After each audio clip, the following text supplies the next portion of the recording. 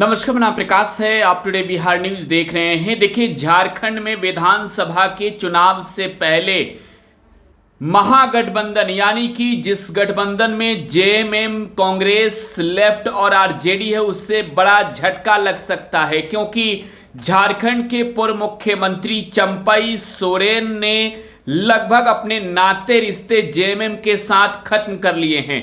हालांकि अब तक चंपई सोरेन ने किसी भी पार्टी को ज्वाइन नहीं किया है। 7 महीने तक वो सरकार में रहे, जब तक हेमंत सोरेन जेल के अंदर रहे। लेकिन जेल से बाहर आने के बाद हेमंत ने सरकार के मुखिया के रूप में कमान संभाली और चंपई सोरेन का इस्तीफा हुआ।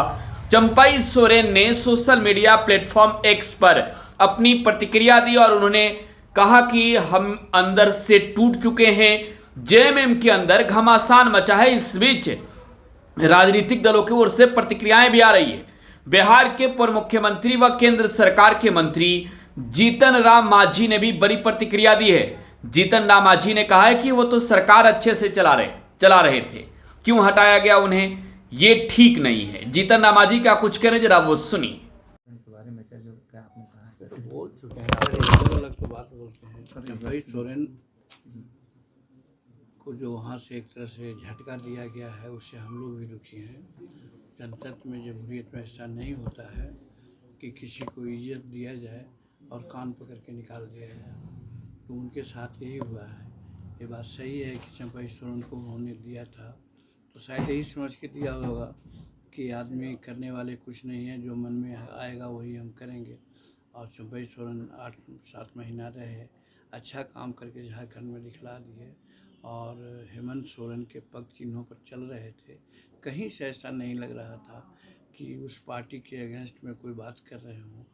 और ठीक है, जब हेमंत सोरेन को मिल गया जमानत के बाद आए, तो एक प्रक्रिया होती है हटाने की, उस प्रक्रिया को अपनाना चाहिए था।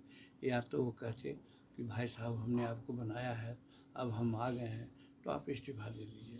तो वो भी नहीं किया गया। तो आते ही आते उनके जितने भी कार्यक्रम थे, सब कार्यक्रम को रद्द कर दिया गया।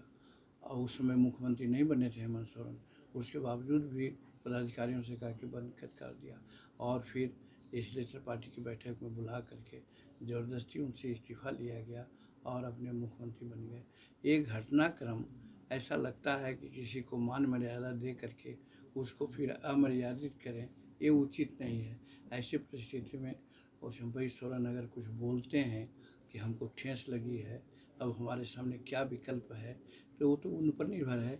लेकिन जो प्रक्रियाएं हुई है, उससे हम भी दुखी हैं और चाहते हैं, सोचते हैं कि जमहूरियत में ऐसा नहीं होना चाहिए। सर, एक लास्ट क्वेश्चन सर, ये चिराग पासवान ये यूपीएससी के वैकेंसी निकली है सर, उसमें है कि बिना आरक्षण का निकाला गया सर, इस पर आपकी क्या है? हालांकि नहीं देखे हैं, बिना आरक्षण के कभी नहीं ऐसा निकल सकता है। अभी इस प्रकार की बात नहीं हुई है। अगर कोई कहता है तो एक गलत है, गलत फरमाता है। और विभाग से आरक्षण के नंबर जाते हैं, कितना नंबर है, क्या है, वो सब प्रकाशित हुआ होगा। न प्रकाशित हुआ है तो दोष है। लेकिन जो लोग अफवाह फैला रहे हैं कि आरक्षण के साथ खिलवाड़ किया जा रहा है, वो गलत है। अगर आरक्षण के खिलाफ और शेड्यूल कास्ट के खिलाफ की बात रहती नरेंद्र मोदी जी को, तो जीतन मांझी आप लोग जानते हैं कि बिहार में सबसे निकृष्ट कम्युनिटी का आदमी है, भुइयाँ मुसर का है।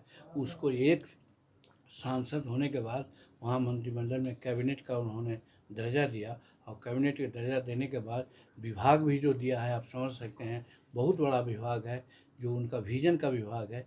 तो अगर नरेंद्र मोदी को शेड्यूल कास्ट के प्रति अगर किसी प्रकार की बात रहती, तो जीतन मांझी को ये मर्यादित नहीं करते। इसलिए सर एक सवाल सर, गोवंश से संबंधित सर, एक छोटी सी सवाल है सर। सर ये कहना था कि भारतीय अर्थव्यवस्था में गोवंश की उपयोगिता को देखते हुए और भारतीय समाज में जिस तरह से उपयोगिता है, तो उसके हिसाब से सर आप भारत सरकार से क्या मांग करेंगे कि गोवध रक्षाबंधन के मौके पर गया में जीतन राम मांझी ने बहनों से राखी भी बंधवाई है। साथ ही साथ जीतन राम मांझी ने सियासत को लेकर प्रतिक्रिया भी दी है। जीतन राम मांझी ने निशाने पर लिया है हेमंत सोरेन और महागठबंधन को। गया से आशीष गुप्ता की रिपोर्ट आप देख रहे थे। फिलहाल आप टुडे बिहार न्यूज के साथ बने रहें। धन्यवाद।